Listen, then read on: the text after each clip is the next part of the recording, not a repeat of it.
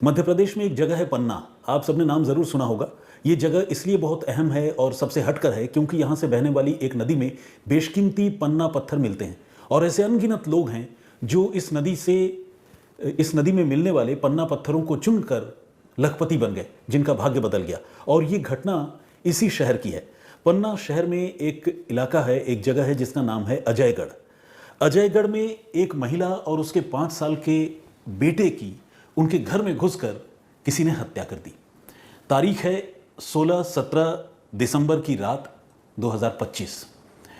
इसी घर में, इसी मकान में इस महिला का 1.5 साल का एक छोटा सा बेटा और था, जो जाहिर है रात को सो रहा होगा। उसे कातिलों ने छुआ तक नहीं। अगले दिन यानी 17 तारीख को जब इस महिला के रिश्तेदार और आस पड़ोस के लोग इसके घर पहुंचे, जब इस महिला का फ़ोन नहीं उठा, कोई रिस्पांस नहीं मिला, तो फिर लोगों ने इस डबल मर्डर को डिस्कवर किया। उन्हें पता चला कि यहाँ रहने वाली जो सोनू कुशवाहा है उसकी हत्या हो गई है और उसके 5 साल के बेटे को भी किसी ने मार दिया है। एक अजीब और हैरान करने वाली बात यह भी थी कि जिसने भी इस महिला की हत्या की और उसके बेटे की जान ली, उसके बाद कातिल ने जो है घर की कुंडी अंदर से बंद कर दी, लगा दिया। और इसके बाद वो जो निकला घर से बाहर, वो निकला घर की छत से, यानी घर के छत को तोड़कर वो बाहर निकल गया। जाहिर है कंक्रीट की छत नहीं होगी, छप्पर होगा। उस इलाके को तोड़कर, उस इलाका नहीं मतलब उस पर्टिकुलर पोर्शन को तोड़कर वो कातिल वहाँ से बाहर निकल गया। पुलिस को जब इस घटना के बारे में जानकारी मिली तो पुलिस भी मौके पर पहुंची और उसने पूरे सीन ऑफ क्राइम का बहुत बारीकी से मुआयना किया। पुलिस को पता चला कि 16-17 दिसंबर की रात जब यह घटना हुई थी तब कुशवाहा परिवार का और कोई मेंबर वहाँ मौजूद नहीं था। 3 ही लोग थे।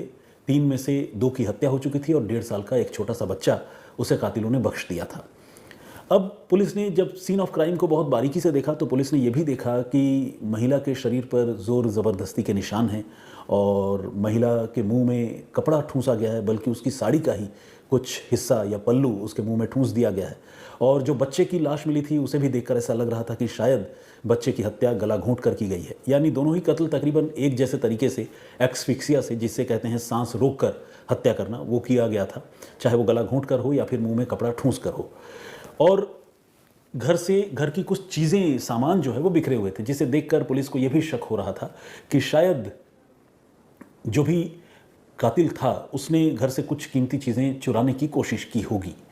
और इसके अलावा जो एक और चीज़ बहुत गौर करने वाली थी वो ये कि महिला के कपड़े भी काफ़ी अस्त व्यस्त थे और महिला की लाश को देखने से ऐसा लगता था कि शायद उसके साथ कोई फिजिकल अब्यूज़ जैसी चीज़ भी हुई है।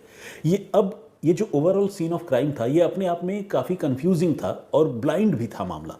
ब्लाइंड इस सेंस में नहीं कि मरने वाली की पहचान पता नहीं थी। मरने वाली की पहचान तो पहले मोमेंट से ही पता थी, लेकिन कातिल कहाँ से आया, कौन था, क्यों था, ये सारी चीज़ें जो है वो ऑब्वियसली पुलिस शुरू में बिल्कुल क्लूलेस थी।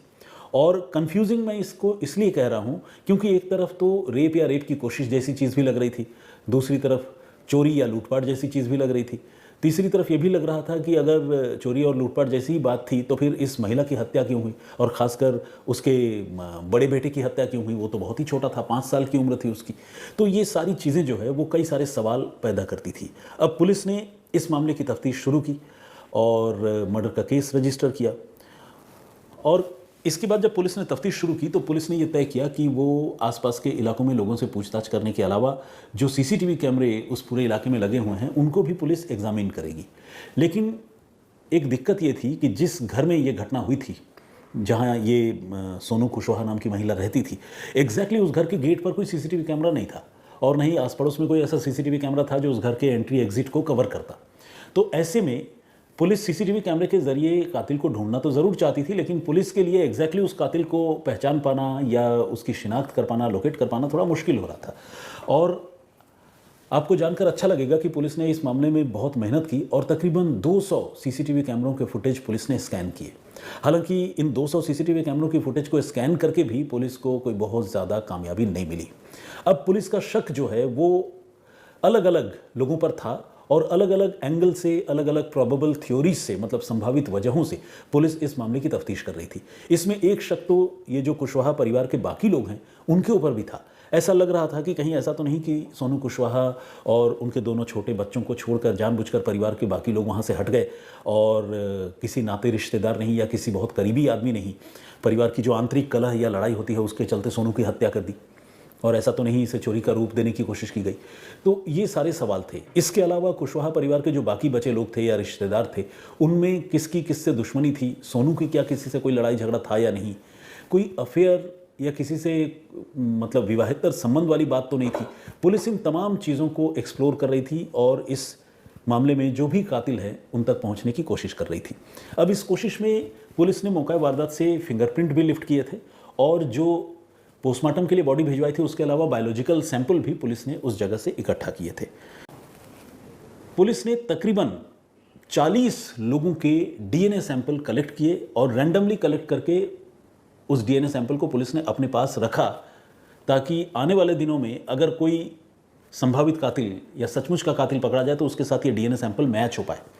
अब पुलिस ने इन जो 40 लोगों के डीएनए सैंपल कलेक्ट किए वो कैसे किए? वो यूं किए कि जो भी लोग घटना के वक्त उस आसपास के इलाके में विसिनिटी में थे, ऐसा नहीं कि सारे लोग बच्चियों का या महिलाओं का, ऐसा नहीं, लेकिन जो संभावित कातिल हो सकते हैं या रॉबर्स हो सकते हैं, पुलिस ने वैसे लोगों को आइडेंटिफाई किया और उनके डीएनए सैंपल पुलिस ने कलेक्ट किए और उसकी डीएनए प्रोफाइलिंग करके पुलिस ने अपने पास रखे। और इसके अलावा पुलिस अब जो पोस्टमार्टम के लिए डेड बॉडी पुलिस ने भिजवाई थी उस पर भी पुलिस ने अपना फोकस किया। पोस्टमार्टम रिपोर्ट जब सामने आई तो एक बहुत ही चौंकाने वाली बात पुलिस को पता चली और ये अपने आप में एक ऐसा मामला था जैसा आमतौर पर देखने सुनने को नहीं मिलता। सोनू कुशवाहा की हत्या करने के बाद उसकी लाश के साथ कातिल ने संबंध बनाए थे। इस बात की पुष्टि उसकी लाश के पोस्टमार्टम के बाद उसकी लाश पर जो बायोलॉजिकल सैंपल थे पुलिस ने उनकी डीएनए प्रोफाइलिंग जब कराई तो इससे पता चला कि हाँ, एक ही कातिल था जिसने सोनू के साथ कत्ल करने के बाद ज्यादती की और उसके बेटे की भी उसी ने हत्या की। यानी मौका वारदात पर एक से ज़्यादा फिंगरप्रिंट भी नहीं मिले अजनबी के और इसके अलावा एक से ज़्यादा कोई बायोलॉजिकल सैंपल भी वहाँ मौका वारदात पर फॉरेंसिक एक्सपर्ट्स को और पुलिस को नहीं मिले। अब एक इकलौता कातिल था। पुलिस की अब तक की जांच तकरीबन इसी बात की तरफ इशारा कर रही थी, लेकिन अभी भी इस मामले को सॉल्व करना पुलिस के लिए बहुत चैलेंजिंग था। जैसा कि मैंने आपको बताया कि ये 16-17 दिसंबर 2025 की घटना थी और पुलिस जांच कर रही थी। लगातार दिन महीने गुजरते चले जा रहे थे और ये सिलसिला लगातार चल रहा था और पुलिस जो है लगातार संभावित कातिलों की पहचान में लगी हुई थी। तकरीबन 6 महीने गुजर गए और तब इस मामले में पुलिस को एक ऐसा क्लू मिला जिसके बाद इस मामले की जांच में पुलिस को देर सवेर कामयाबी भी मिली। असल में पुलिस जिन मुखबिरों से बात कर रही थी उनसे इस तरह की घटनाओं को अंजाम देने वाले अपराधियों के बारे में तो पूछताछ कर ही रही थी, साथ ही पुलिस ये भी देख रही थी कि उस इलाके में जो भी लोग रहते हैं या उस इलाके के पूरे रेडियस में, एक बड़े इलाके में जो भी लोग रहते हैं, उनमें से क्या कोई ऐसा भी आदमी है जो इस घटना के बाद लापता है या गायब है या अभी कहीं और डिकैम्प कर गया है, कहीं और शिफ्ट हो गया है। पुलिस ऐसे लोगों के बारे में भी पता कर रही थी। अब एक बड़े इलाके में अगर ऐसे लोगों की पहचान पुलिस को पता करनी हो तो आप समझ सकते हैं कि यह काम आसान नहीं है, क्योंकि बहुत सारे लोग कहीं आते हैं, कहीं जाते हैं, कहीं बस जाते हैं, कहीं छोड़कर और चले जाते हैं।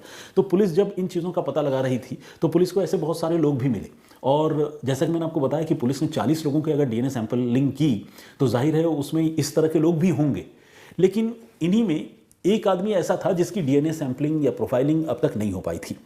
इस आदमी का जो नाम है वो है इंद्रभान साकेत। इंद्रभान साकेत नाम के 25 साल के इस नौजवान की अगर पहचान की बात करें तो ये उसी अजयगढ़ में जो माधोगंज चौराहा है उसके पास ये रहा करता था और अपनी बहन और जीजा जी के साथ इसका निवास था, वहीं रहता था। और माधोगंज चौराहे के पास ये कुछ समय पहले तक चाइनीज़ फूड का दुकान लगाया करता था, ठेला लगाया करता था। लेकिन इस घटना के बाद भी ये जो लड़का है इंद्रभान साकेत ये मौके पर था और कई महीनों तक ये वहाँ पर रहा, लेकिन इसके बाद अचानक इसके मन में क्या आया कि ये वहाँ से नदारद हो गया, कहीं और चला गया, मतलब पन्ना शहर इसने छोड़ दिया।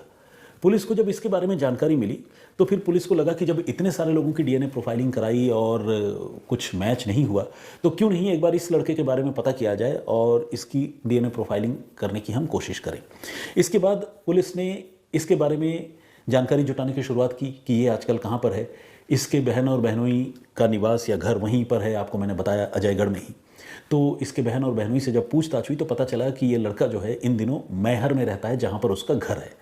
अब पुलिस उस जगह पर पहुंची जहां ये लड़का रह रहा था और इसको पुलिस ने हिरासत में लिया। इससे पुलिस ने पूछा कि भाई तुम अपने बहन बहनोई के साथ थे, तुम वहाँ से क्यों चले आए?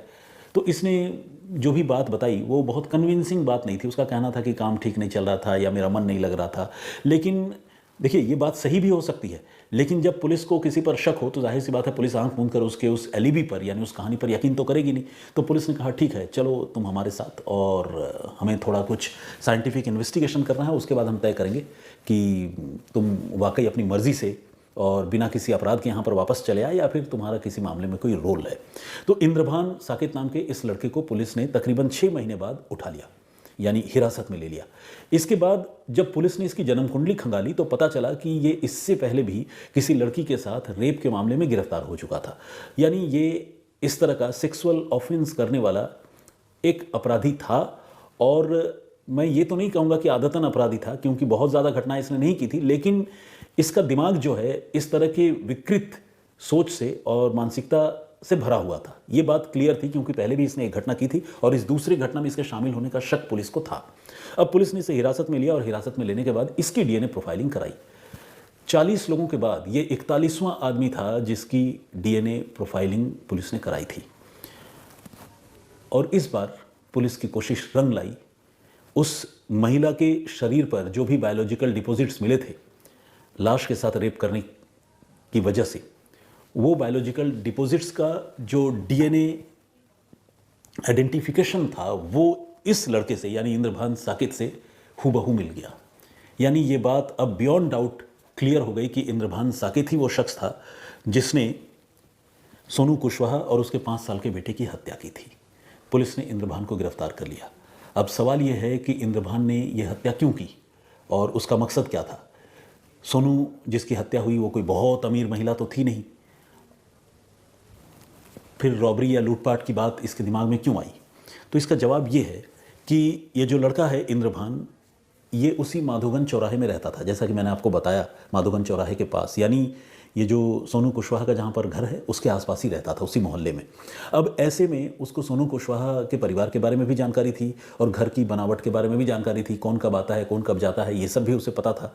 और उसे इत्तेफाक से ये खबर हो गई थी कि जिस दिन ये घटना हुई 16 और 17 दिसंबर की रात को, उस दिन सोनू जो है 2 बच्चों के साथ घर में अकेली है।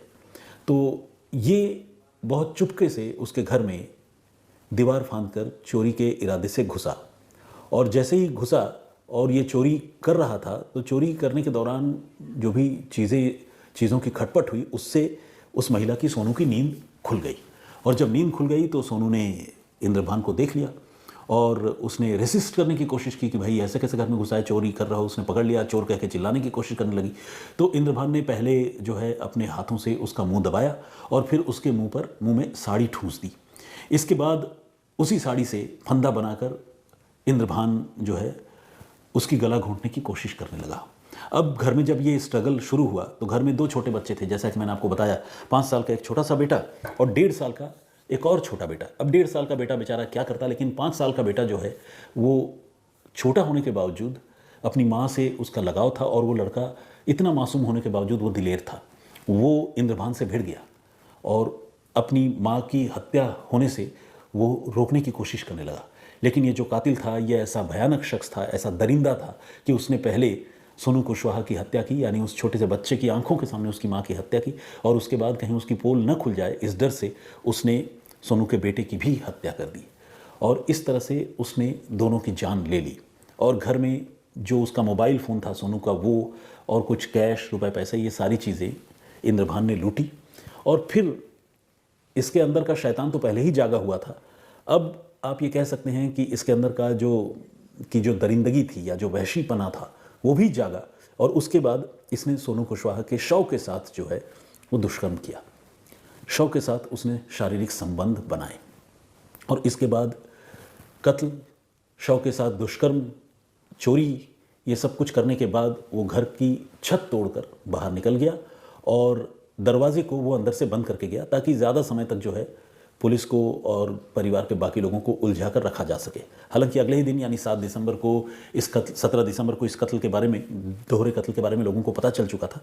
लेकिन इंद्रभान के बारे में कोई क्लू नहीं था और पुलिस लगातार उसे ढूंढ रही थी।